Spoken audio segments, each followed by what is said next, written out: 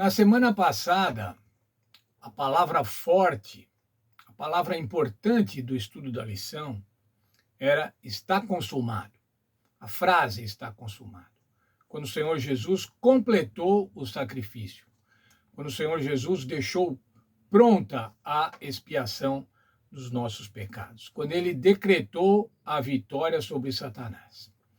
Nessa semana, a palavra importante, a palavra fundamental do estudo da lição desta semana é ressuscitou. Está em Mateus 28, 6.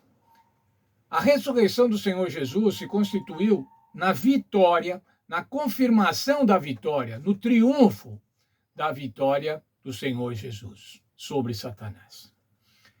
Entretanto, irmãos, ao longo da história, desde a igreja cristã primitiva, desde os primeiros dias após a ressurreição do Senhor Jesus Cristo, os incrédulos apresentam explicações ou argumentos para desacreditar a ressurreição do Senhor Jesus Cristo, para que não creiamos na ressurreição, desqualificando o texto bíblico, desqualificando a própria ressurreição de Cristo.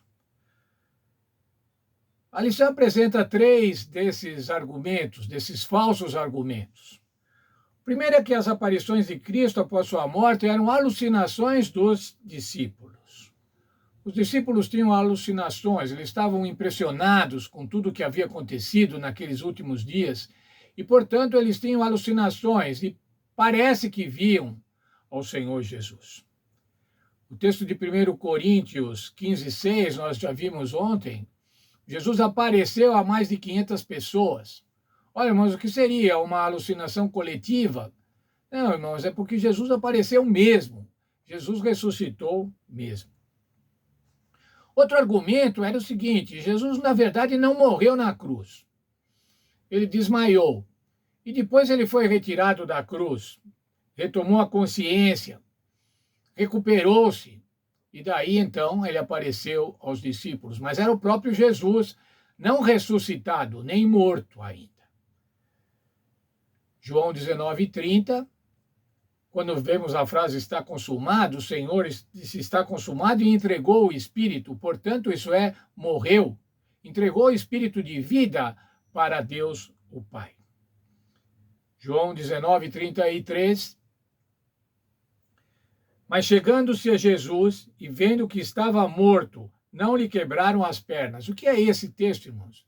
Isso é depois, após a crucifixão. Era costume para abreviar a morte, para que a morte chegasse logo, quebrar as pernas dos que estavam crucificados, para que assim eles perdessem o apoio, comprimissem os pulmões e morressem mais rapidamente. Quando foram fazer isso com Jesus, os guardas viram, é esse o texto que lemos, viram que ele já estava morto e não precisava quebrar-lhe as pernas. Portanto, atestaram que ele estava morto. Não que ele tivesse desmaiado e depois foi retirado da cruz. Outro argumento ainda mais tolo, irmãos, é que havia um irmão gêmeo de Jesus e que esse então permanecia vivo, enquanto o seu gêmeo, Jesus, tinha morrido na cruz. Argumentos tolos, inúteis. Argumentos inúteis para descartar a verdade absoluta de que o Senhor havia ressuscitado. O apóstolo Paulo enumera, e no comentário da nossa lição de professores, enumera algumas frases, alguns conceitos importantes, alguns argumentos importantes que justificam a ressurreição. Argumentos quanto à importância da ressurreição. O primeiro é o seguinte: sem a ressurreição dos mortos, Cristo também não ressuscitou. Ora, se não tem ressurreição de mortos, então Cristo também não ressuscitou. Se isso aconteceu, mas não aconteceu, aí Paulo argumentava, falava, então a nossa pregação é vazia. A nossa pregação é vã, ela não tem sentido. A nossa fé também é vã. Porque se nós temos fé que o Senhor Jesus ressuscitou e ele não ressuscitou, nós estamos no vazio. Nossa fé perde o conteúdo e o poder se Jesus ainda estiver morto. Veja mais ainda, se Cristo não ressuscitou, os mortos também não ressuscitarão.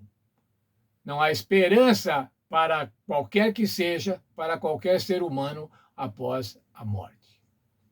Mas ainda, se isso aconteceu, se Jesus não ressuscitou, então nós somos falsas testemunhas de Deus, porque estamos testemunhando de um evento que não aconteceu, se Jesus não ressuscitou. Se Cristo também não ressuscitou, não há perdão dos nossos pecados. Por quê? Porque o perdão dos nossos pecados implicava na ressurreição de Cristo. Cristo devia morrer e ressuscitar, mostrando que dava para viver uma vida sem pecado e pagando os nossos pecados, sem ter pecado, pagando os nossos para que nós pudéssemos ter perdão. Aí o apóstolo Paulo usa um verso que eu também acho belíssimo.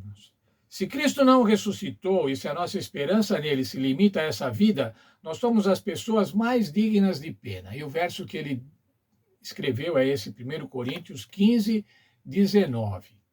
Se esperamos em Cristo só nessa vida, somos os mais infelizes de todos os homens.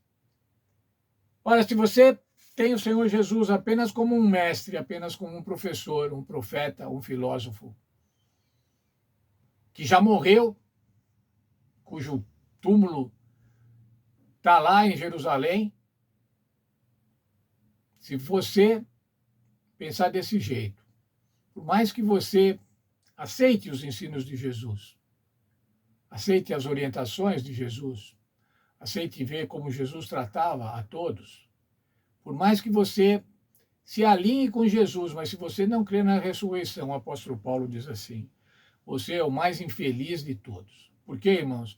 Porque a nossa felicidade depende da doação da vida eterna dada através do sacrifício do Senhor Jesus.